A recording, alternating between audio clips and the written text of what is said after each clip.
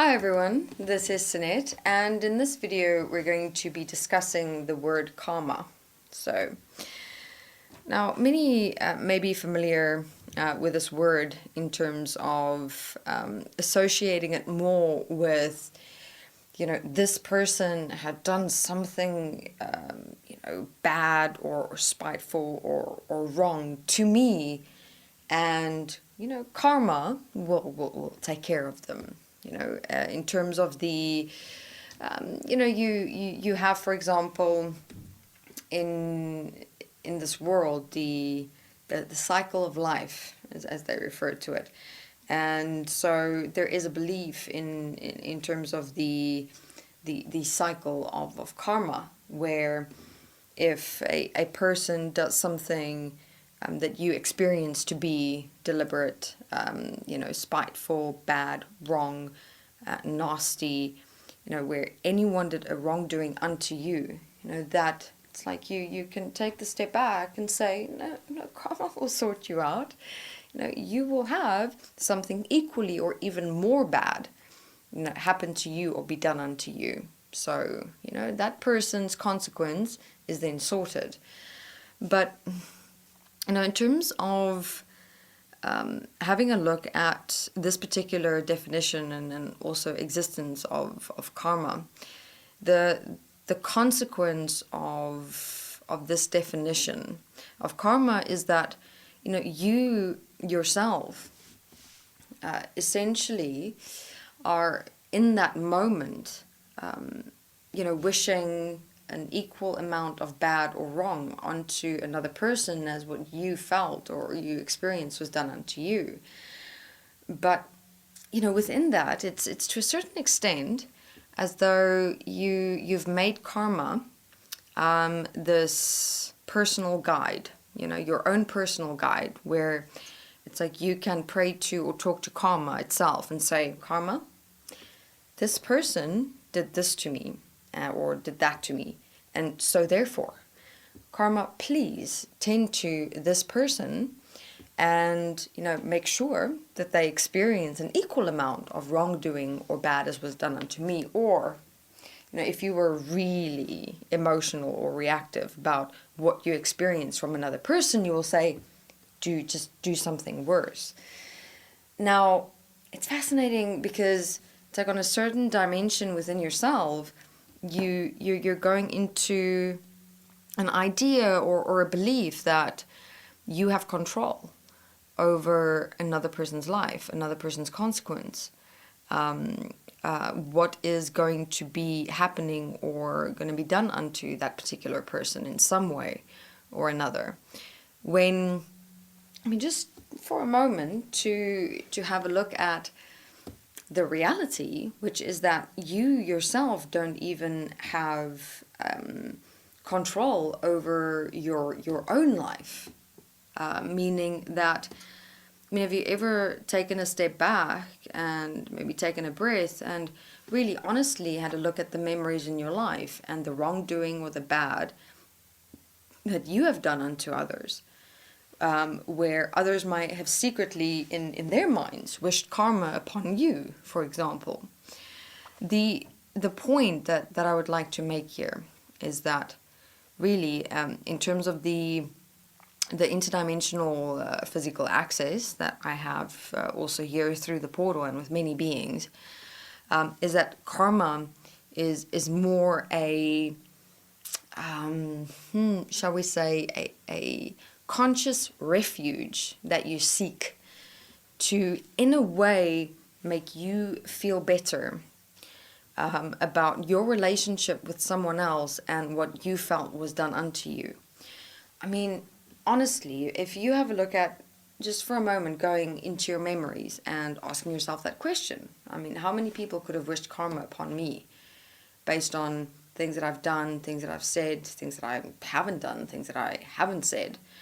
And for a moment also within that look at, but is that really what you would like for yourself? Or would you rather have preferred, that person come to you, communicate it, and sort it out with you, where You both can sit down together, talk about it, discuss it, look at the problem, find a solution, and essentially mend the relationship in one way or another.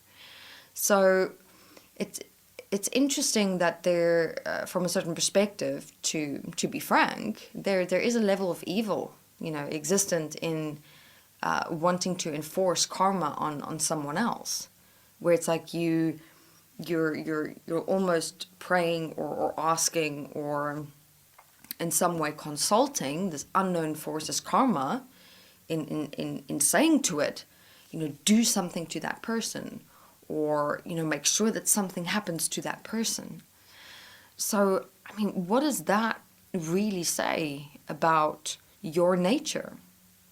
Why, instead of going to karma, wishing bad or pain or suffering on someone else, you instead access that nature within yourself of, all right, this is what this person had done unto me. Let me maybe understand what made them do what they did, what made them say what they had said. Because they're doing this to me, this is how it's making me feel. But I mean, what if they do that to someone else? Is it then not my responsibility to, really look at the point, understand it, open it up with them, make them aware of the fact that what they had said or done had caused this emotional distress or conflict or experiences within me? And, not in a way of expecting an outcome, or in the sense of, when you do go to that dimension of bringing it to their awareness that, look, what you had said and what you had done caused this in me. This is my experience. And yes, it almost took me to a point where, I wanted to consult some unknown forces to make sure that karma will come your way. But you know what? If with my awareness that I have, I would like to open this up with you to show you the consequences of your words and your actions. Because within that, I'm supporting me. I might bring it in your awareness. Maybe you won't change immediately, but this awareness that I will be sharing with you and showing you will always stay with you. And maybe you'll just take a step back, before you do this or say this to someone else. I mean, you see, there's a massive difference between, wishing karma upon someone and rather understanding what transpired, understanding the other person, understanding yourself, and coming together in a more supportive and contributory way that will not only change you, but the other person as well, and affect other people's lives in many ways. This is an interesting dimension that we do not often consider. Our responsibility not only to ourselves, but yes, even maybe to people that we don't know. I mean, your experience in terms of what a person's words or actions that created within you. Would you really want to wish that upon anyone else?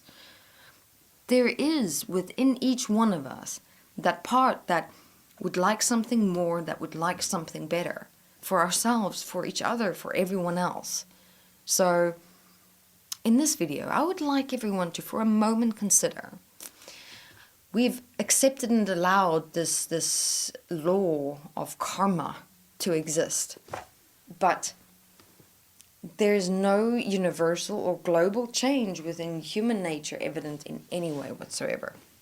I mean, it's like karma is like the existential or global law that exists to keep humans in check. Humans as children, as though we're all children on this earth. It's the same as how parents consult their children, in terms of wanting to always, just purely based on what children do, just punish them, create consequence for them, instead of maybe sitting down with your child and, communicating the point, understanding why they did something or didn't something, understand the pattern behind it, the personality behind it, the emotions behind it, and, having an intimate conversation with your child and finding a solution together with your child so that something like that doesn't happen again. Why do we always go to punishment instead of support? So this video to assist and support with some insights, perspectives, and, just some things to think about and to really look at. Maybe give it a go. I mean, it wouldn't hurt to, whenever you wish karma upon someone, instead, take a breath in and out and go, okay, that is where I wanted to go, but let me maybe sit down with this person, share with them what I experienced, share with them the consequence of their actions or their words, and instead find a way to work through it and find solutions, not only for me, but for their relationship with others as well.